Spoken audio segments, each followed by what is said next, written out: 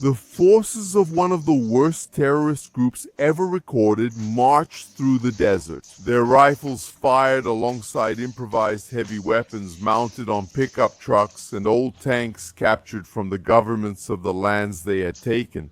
They were confronted by military groups funded by a country neighboring that desert, a nation that had a habit of financing other terrorist groups in the region.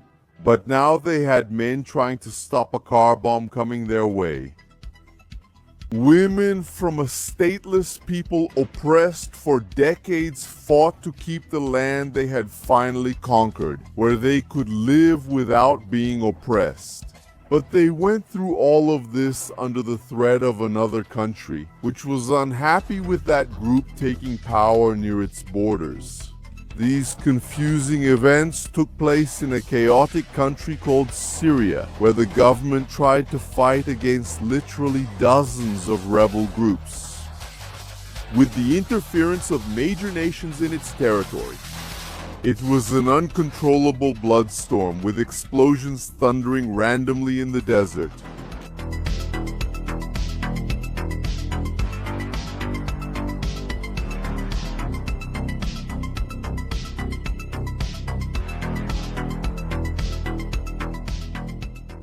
Syria is an excellent example that the best option for a war is always not to start it. Once the first shot is fired, there is no strategist or commander who can predict the consequences. There are those who dare to predict the end of a war and the defeat of the enemy in 3 days. But the great truth is that the probability of this turning into complete chaos, which will drag on for years, is high. And even if someone declares the end of the war, the consequences will still linger. The very name of Syria, like that of many countries in history, is the result of war and domination. In this case, it was the work of the Greeks, who named the conquered lands after the Assyrian Empire. Centuries passed, the Greeks left, the Ottomans emerged, then the French in the 20th century until independence in 1946. It was a strange time, with a president willing to destroy Israel and even former Nazi officers recruited to help in the war. It didn't work out very well. In 1963, there was a coup d'etat by the Arab Socialist Ba'ath Party. But that coup was followed by another coup, which knocked out the moderates in favor of a militaristic and pro-Soviet government. Coup after coup, there was a final knockout when General Hafez al-Assad took power. After that, power was centralized around the Assad family, with the military and the Ba'ath political party serving the new president.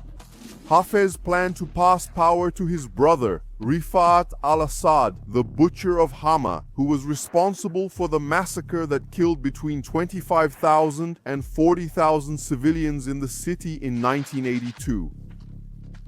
But Rifat attempted a coup in 1984, was exiled, and Hafez's son, Bashar al-Assad, became the successor. He was being groomed for the position until he died in a car accident in 1994.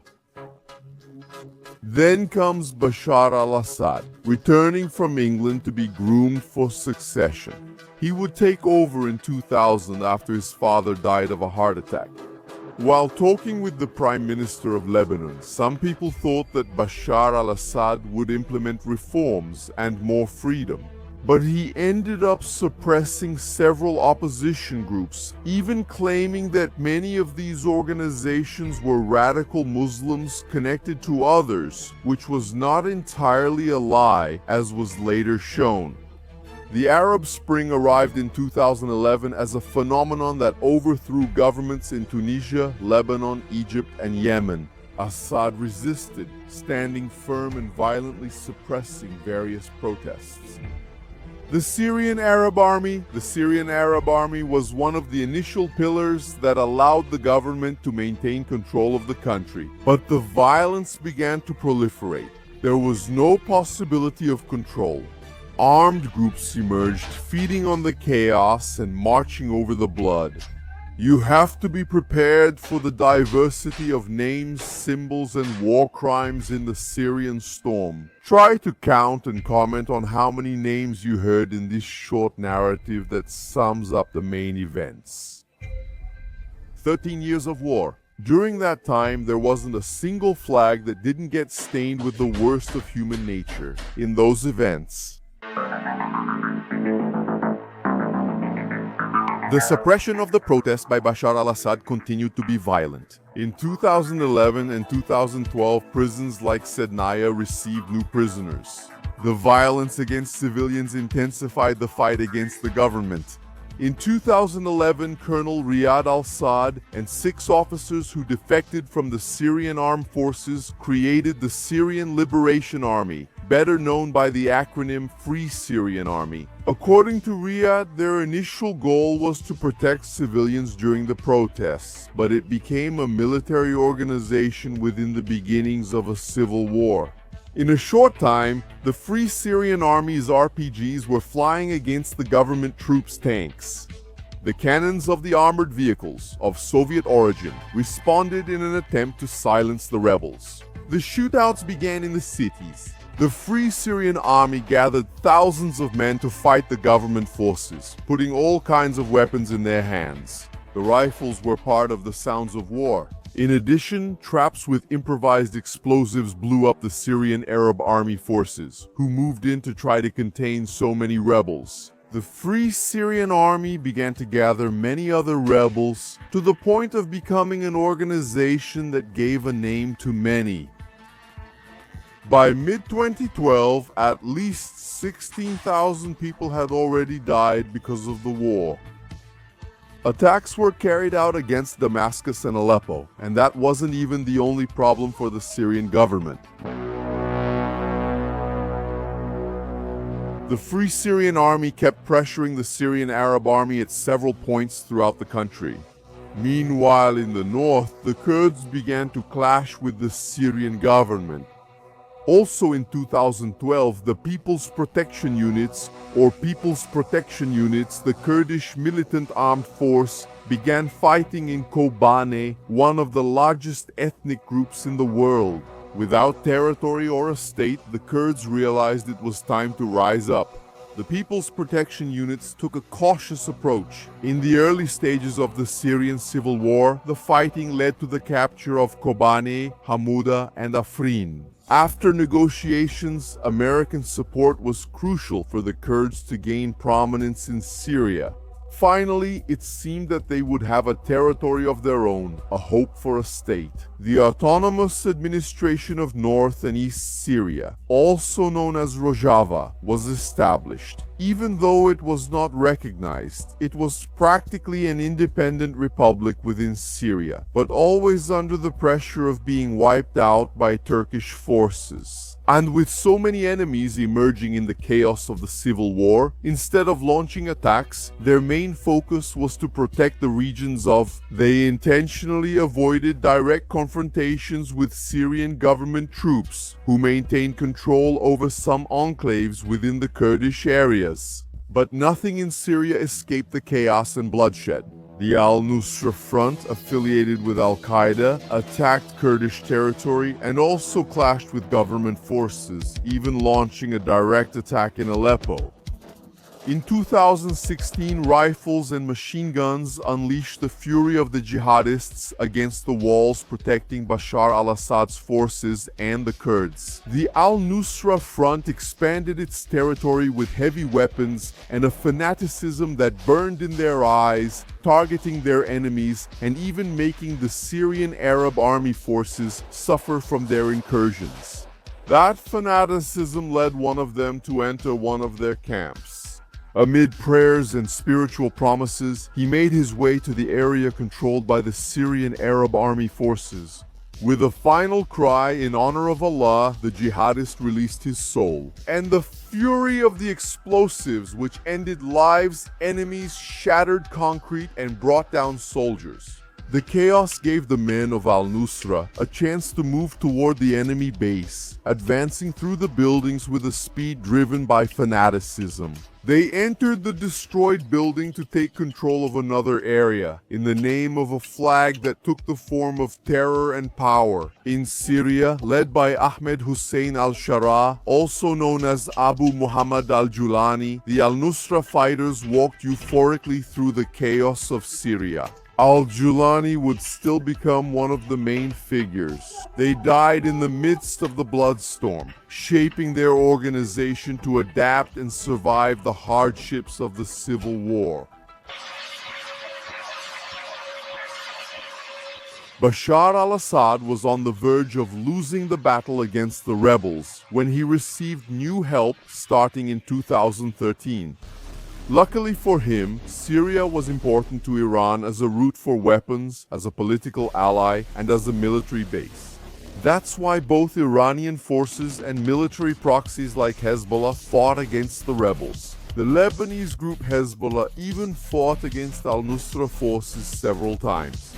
The missiles flew in to destroy those clustered enemies. Several of those strikes killed al-Nusra men and equipment. The Russians also deployed their weapons in that desert.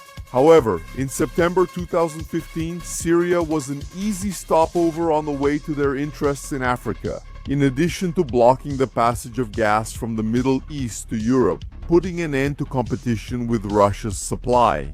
The Wagner Group's mercenary forces fought to liberate cities and oil production sites, exchanging their activities for a share in the production. Air and naval bases were set up, from which planes took off to begin bombing the enemies of the Assad regime. Al-Nusra, Kurds, Free Syrian Army, and any other groups were targeted by the Russians. The spy drones found bases so that the Russian bombs could turn everything into dust. The Russians and Iranians were fundamental for Bashar al-Assad to finally catch his breath in that war, but this brief respite was interrupted by more bad news. There's nothing that can't get worse. The Islamic State, or Daesh, did not originate in Syria, but the organization grew out of Iraq, and its tentacles expanded as the fighting intensified. At first, taking advantage of the turmoil in the neighboring countries seemed like a good idea. Abu Bakr al-Baghdadi, its leader in 2013, claimed that the Al-Nusra Front was established, financed, and supported by the Islamic State. He even declared that the groups would merge to become the Islamic State of Iraq and Altan Abu Muhammad. Al-Zurani didn't like the idea and rejected the merger, starting to make his organization increasingly independent. There were no saints in Syria, but the Islamic State definitely fought for the trophy. What could be worse in a single organization? Among the atrocities committed by Daesh were the systematic use of rape against men and women, slavery, using women as sex slaves, large-scale massacres of prisoners of war, summary executions, using children as soldiers, genocides of ethnic groups like the Yazidis, public punishments such as flogging, beheadings, and political assassinations. Nevertheless, Daesh still attracts all kinds of dark souls to its ranks. Maybe that's their only quality, because Syria heard, in one place, people so hateful that almost everyone in Syria united to fight against them. Daesh managed to make progress once. That's not how it was. In Syria, the most important groups were the biggest enemies. The ATGMs of these terrorists turned in the air, driven by fire and radicalism. To break the Kurdish bases, they blew up some of those posts, chasing the People's Protection Unit's forces.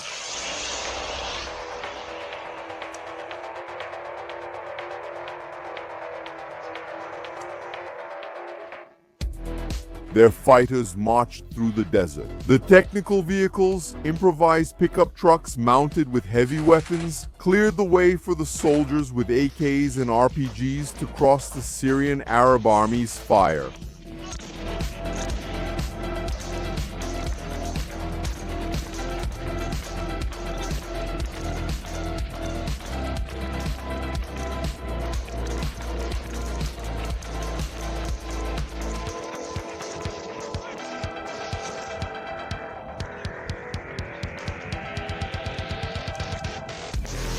Tanks captured from the Syrian and Iraqi armed forces moved forward, crushing rocks and pressing down the desert sands. These forces cornered the less armed men of the Syrian Arab army, leaving more bodies piled up to dry out. Under the Syrian sun, the Islamic State managed to conquer more and more cities, gathering resources until it became the target of several strikes.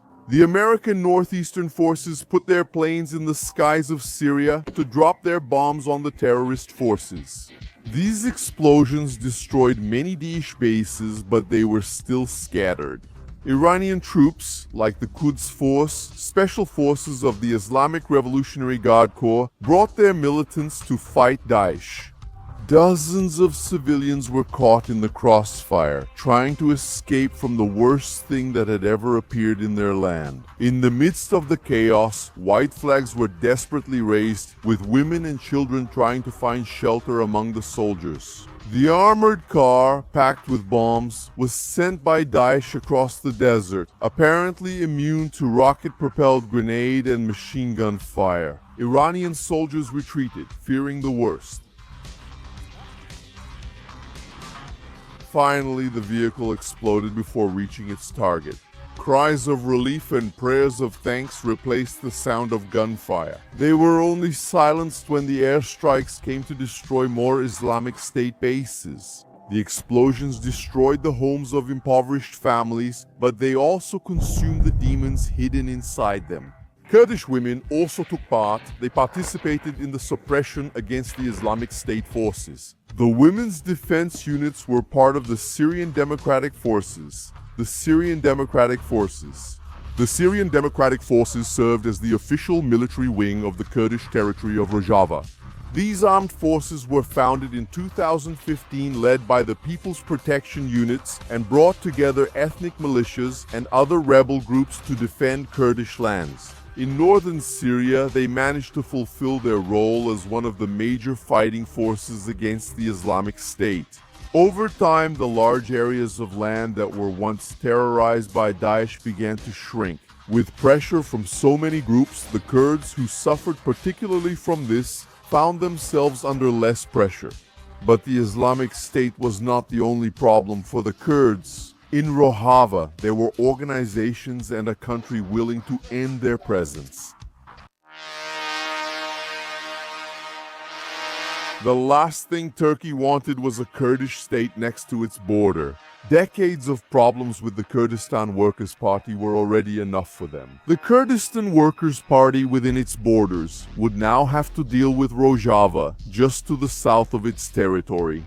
The Kurdish organizations Kurdistan Workers' Party and People's Protection Units were considered terrorist organizations by Turkey. Turkish soldiers marched to the front in northern Syria during the fighting against Kurdish forces. They seemed confident, but an anti-tank guided missile hit the military group. One of the survivors ran away in a hurry, but the other looked for a wounded man. He tried to help the man who was bleeding on the ground, but another anti-tank guided missile quickly flew toward the pair. Turkey's airstrikes hit Kurdish and Assad regime outposts along the border, causing the deaths of soldiers, many of whom had launched attacks into Turkish territory from these positions. These bombings continuously targeted militants loyal to the government.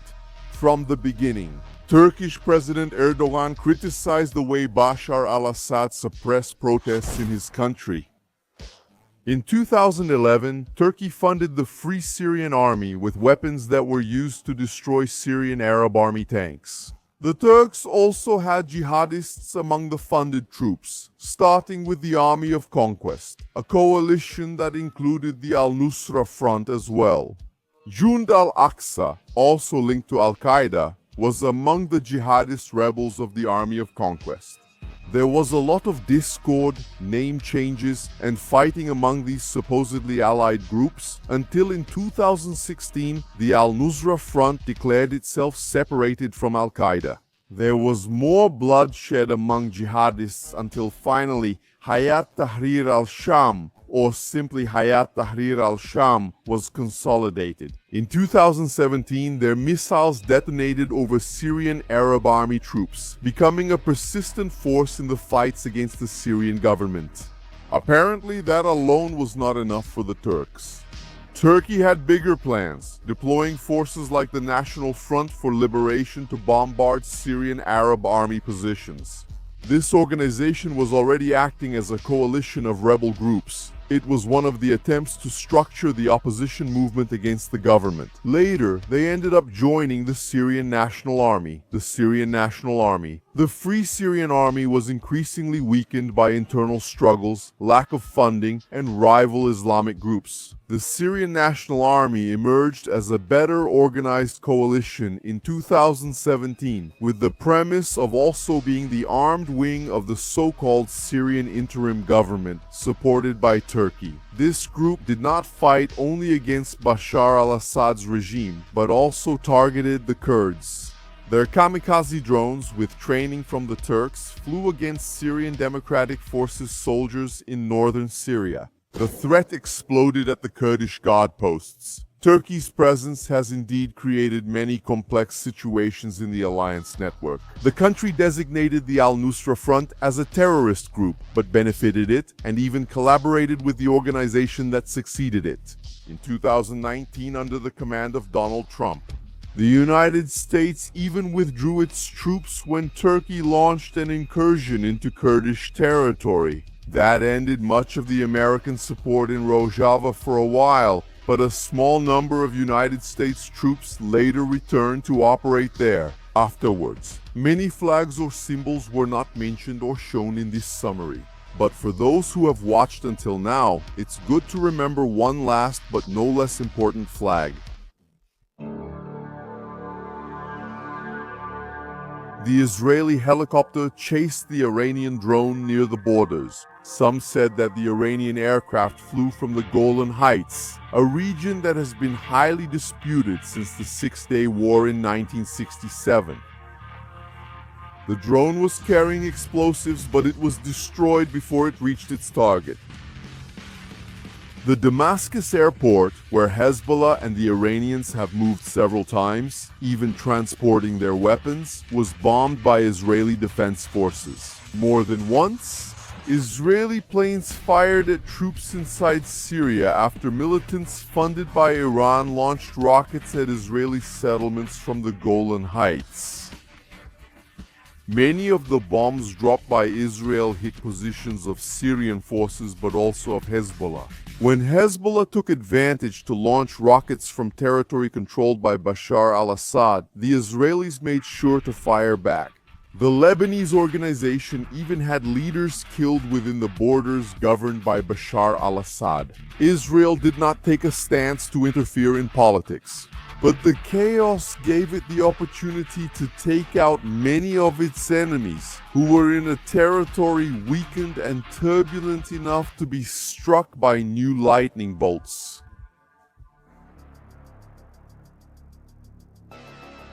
After more than a decade of war, there was an apparent stabilization of the fighting between the belligerents inside Syria. The Islamic State was still present, but it was just a fraction of the power it once had, even though its threat could not be forgotten.